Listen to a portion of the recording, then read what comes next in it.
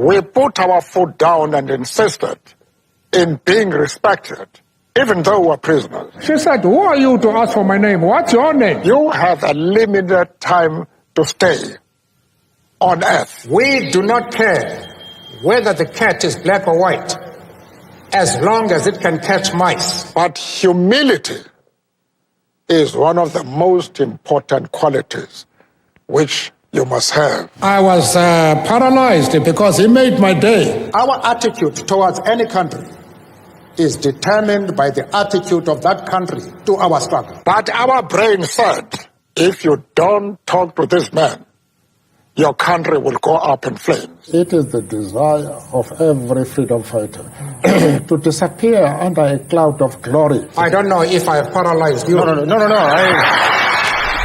He was a South African anti-apartheid revolutionary, politician, and philanthropist. He served as president of South Africa from 1994 to 1999. In South Africa, he's often described as the father of the nation. He's Nelson Mandela, and here are his top 10 rules for success.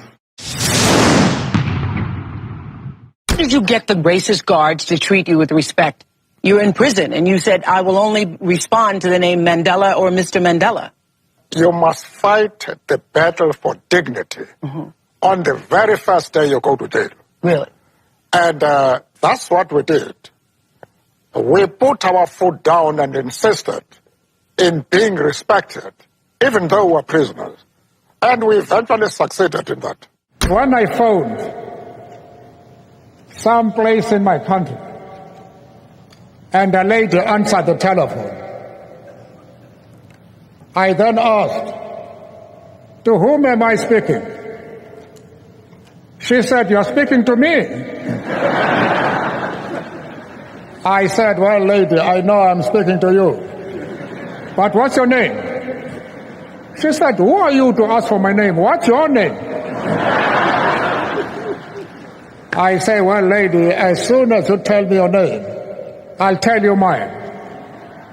But as we argued as to who should tell his or her name, she became very cross. And she said, you seem to be a backward person. Have you passed your matric? Now, matric in our country is a university entry examination. And I said, well, lady, you must be very careful.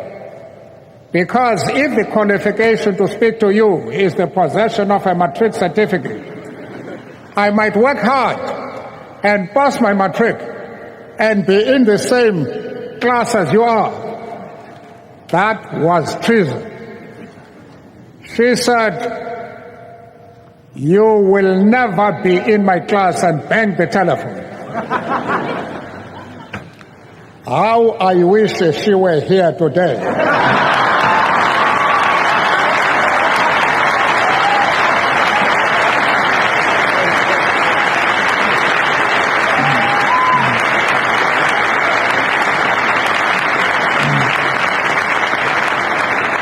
She would now discover that I have achieved more than pass my matric.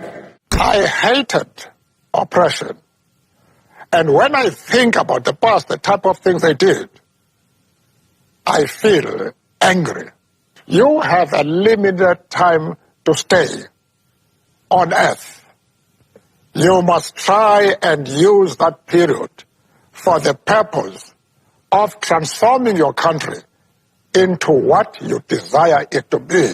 What can assure me as a human being and a concerned African American that the ANC will indeed have a fiscal solvent policy that will continue the use of the resources of South Africa in a meaningful way? Or should I put it more succinctly, will your economy be based on the Marxist system, socialism, or capitalism, or both? I knew that was the question you wanted to ask.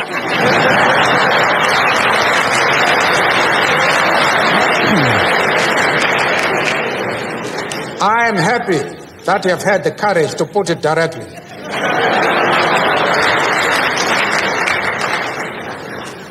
We are not concerned with models.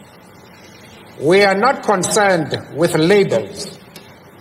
We are practical men and women whose solutions are dictated by the actual conditions existing in our country.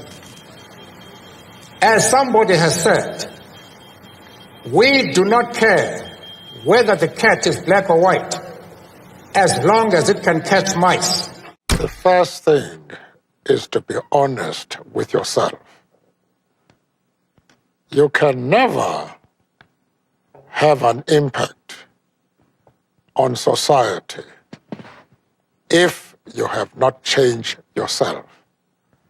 And one of the most important weapons in changing yourself is to recognize that people everywhere in the world want peace. But humility is one of the most important qualities which you must have. Because if you are humble, if you make people realize that you are no threat to them, then people will embrace you. They will listen to you. Was Muhammad Ali a hero of yours? Well, naturally, as far as boxing is concerned, and what he has done, he was my hero. Just like Ruben here. This is my hero. What did you say to him when he told you he loved you? Well, I was paralyzed because he made my day. And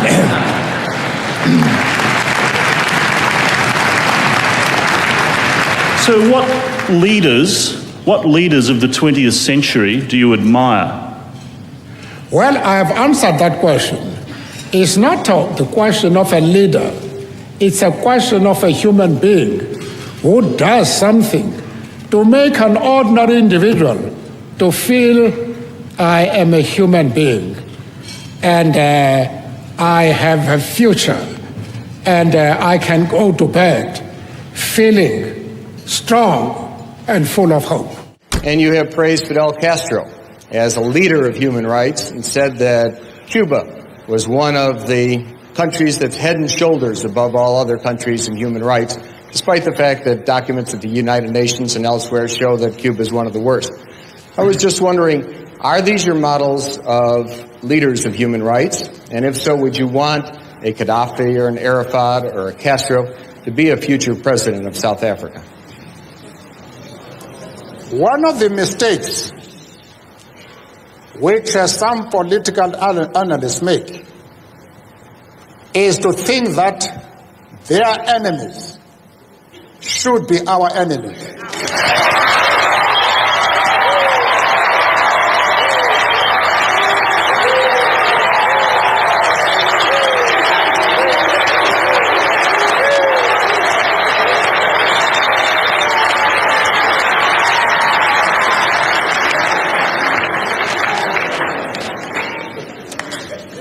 That we can and we will never do. We have our own struggle which we are conducting. We are grateful to the world for supporting our struggle. But nevertheless, we are an independent organization with its own policy. And the attitude of every country towards, our attitude towards any country is determined by the attitude of that country to our struggle.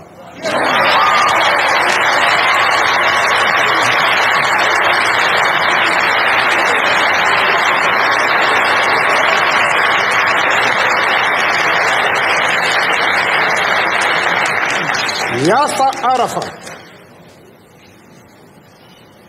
Colonel Gaddafi, Fidel Castro support our struggle to the hilt.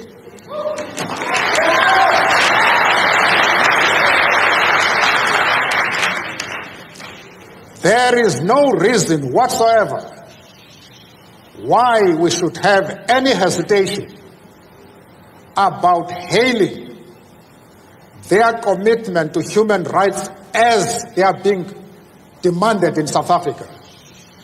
Our attitude is based solely on the fact that they fully support the anti-apartheid struggle.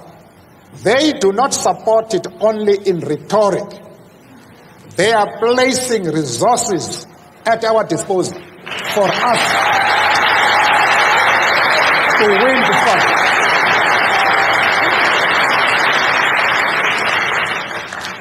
That is the position.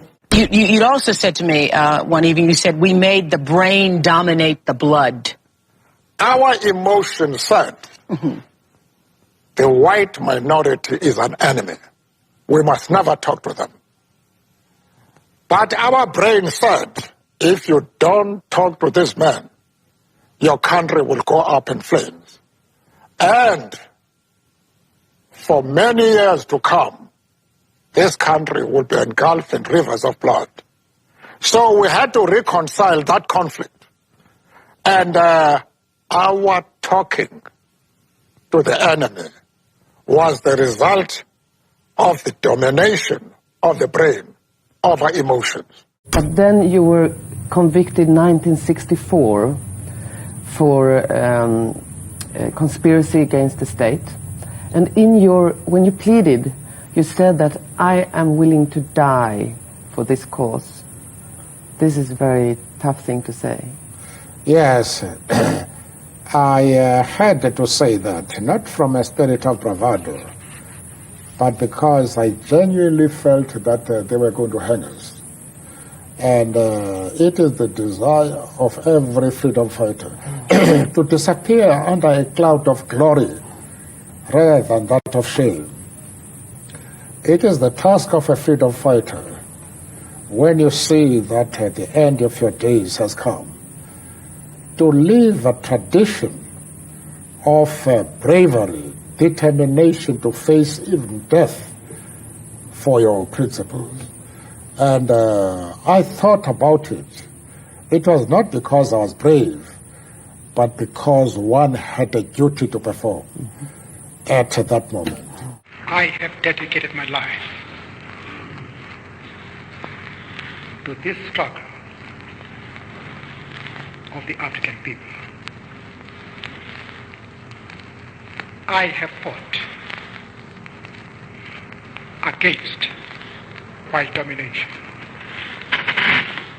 and I have fought against black domination. I have cherished the idea of a democratic and free society in which all persons will live together in harmony and with equal opportunities.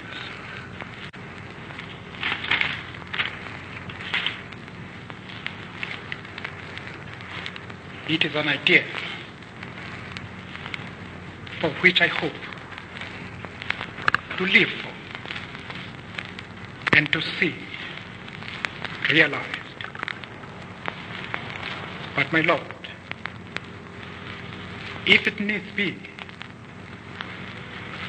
it is an ideal for which I am prepared to die. For anybody who changes his principles depending on whom he is dealing, that is not a man who can lead a nation.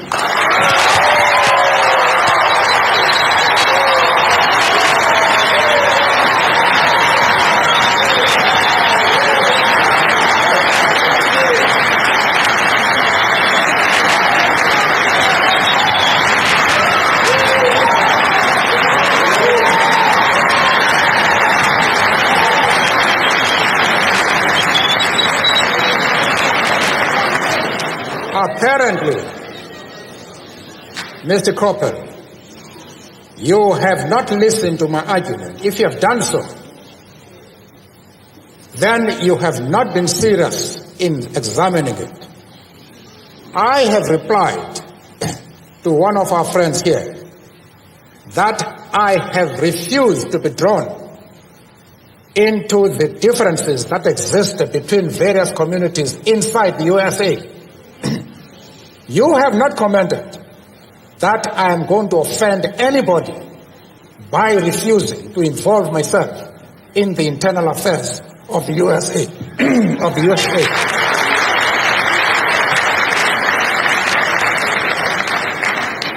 Why are you so keen that I should involve myself in the internal affairs of Cuba and Libya?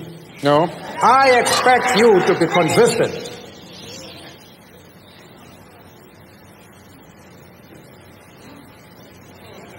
I don't know if I have paralyzed you. No.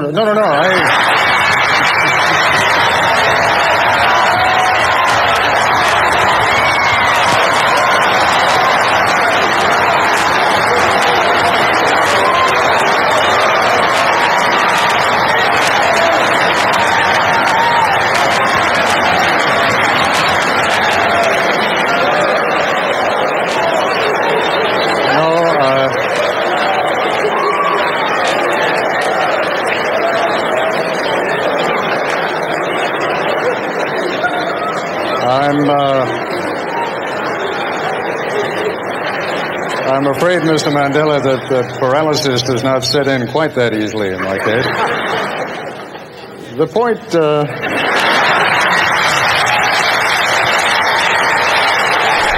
Thank you guys so much for watching. I made this video because Michael B asked me to. So if there's a famous entrepreneur that you want me to profile next, leave it in the comments below and I'll see what I can do. I'd also love to know which of Nelson Mandela's top 10 rules had the biggest impact on you, was going to change your life in some way. Leave it in the comments and I'll join in the discussion. And one last thing, my goal with this channel is to get it to 1 million subscribers. So anything that you can do to think of to share the video, tell friends about it, add it to the playlist, tweet about it, let people know. I'd really appreciate it. Thank you guys so much for watching. Continue to believe, and I'll see you soon.